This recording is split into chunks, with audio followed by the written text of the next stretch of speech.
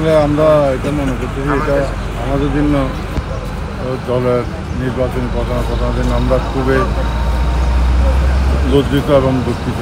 আমরা এই ধরনের ঘটনা আমরা এর পিছিয়ে কাদের হাত আছে বা সম্পৃক্ততা আছে? আসলে এগুলো আমরা দেখছি যারা যে মরছে সেও সন্ত্রাসী, যে যারা মারছে তারাও সন্ত্রাসী। কিন্তু সন্ত্রাসীরা তো দলের কোনো প্রতিনিধিত্ব হতে পারে না, দলের কর্মী হতে পারে না। আমরা প্রশাসনের কাছে দাবি জানাবো অনতিবিলম্বে যারা হামলা করেছে তাদেরকে আইনের আওতানে দৃষ্টান্তমূলক শাস্তি দেওয়ার জন্য দাবি জানাবো। একটা সময় শিবির করতো, জামাত করতো, এখন বিএনপির আওয়ামী লীগ চলে গেছে, বিএনপির একটা ভালো সময় চলতেছে, বিএনপির গণজোয়ার আছে, সবাই বিএনপি দাবি করতে পারে। শুধু সাজ্জাদকে ধরলে তো আর হবে না, তাদের সহযোগিতা আরও রয়ে গেছে। তারা যে বেপরোয়া কর্মকাণ্ডগুলো করছে, আমি মনে করি এদের বিরুদ্ধে চিরুনি অভিযান করা জরুরি। আসলে যেহেতু সরোয়ার বাবলা আগে জামাত শিবিরের একজন ক্যাডার ছিল, ওর সাথে সেই শিবিরের ক্যাডার সাজ্জাদের সাথে প্রবলেমগুলো ছিল। এখন মূলত ওকে টার্গেট করে এই কিলিং মিশনটা চলছিল। তো এখানে এরশাদ ভাই যেহেতু ছিল, এরশাদ ভাই সম্পৃক্ত এখানে ছিল, ওই অবস্থাতে না কারো মৃত্যু আমি কামনা করি না, এরকম করুণ মৃত্যু তো কামনাই করি না।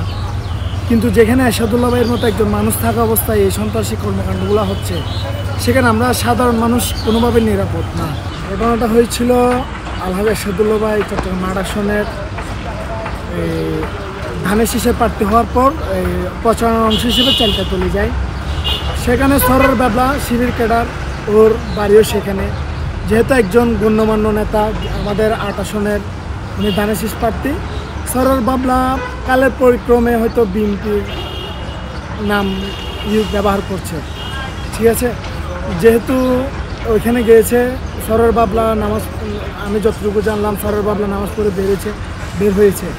সেখানে শিবিরের অভ্যন্তরীণ আমি যে কোন্দল আছে শিবিরের সাজ্জাদের সাথে, ওই অভ্যন্তরীণ কোন্দলের জেরে তাকেও হত্যার উদ্দেশ্যে এখানে গুলি চালানো হয় এবং তাকে স্পট ডেড করা হয়। সেখানে এরশাদুল্লাহ ভাই উপস্থিত ছিল এবং এরশাদুল্লাহ ভাইও গুলিবিদ্ধ হয়।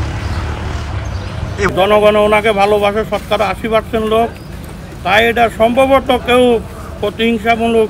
উনি যেখানে যায় সেখানে রিক্সাওয়ালা হইতে মানে ধনী গরিব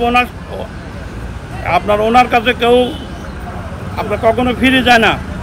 উনি অত্যন্ত ফরজগার লোক, যত ব্যস্ততার মাঝেও উনি নামাজ আদায় করে, 5 ওয়াক্ত নামাজ পড়ে এবং উনি কয়েকবার হজ করছে। এটা হিংসাত্মমূলক। উনি যেন নির্বাচন থেকে এবং সরিয়ে দাঁড়ায়, সম্ভবত এরকম একটা চক্রান্ত হইতে পারে। তাই আমি আপনাদেরকে বলবো এবং সাংবাদিক ভাইদেরকে বলবো এবং প্রশাসনকে বলবো এটি অতি অতি অতি তাড়াতাড়ি যারা এটা ঘটাইছে তাদেরকে যেন অ্যারেস্ট করি। হয়তো দেশের আইনে বর্তমান সরকার এটা আইন যারা সন্ত্রাসী যে হোক না কেন আইনের শাস্তি দেওয়ার জন্য। আমরা এখন বর্তমানে আমরা যে দলের পরিচালনা করার জন্য যে এই ঘটনা ঘটবে, এটা খুব দুঃখজনক।